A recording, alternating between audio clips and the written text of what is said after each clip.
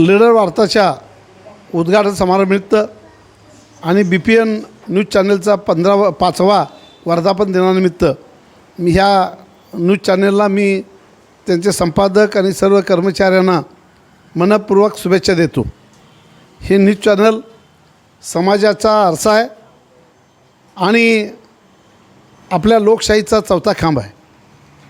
आपल्या या न्यूज चॅनलमुळं समाजातल्या अपेक्षित लोकांना त्यांची काम करण्यामध्ये जे प्रचंड ताकद आहे ती समाजापुढं आणण्याचं काम तुम्ही करताय।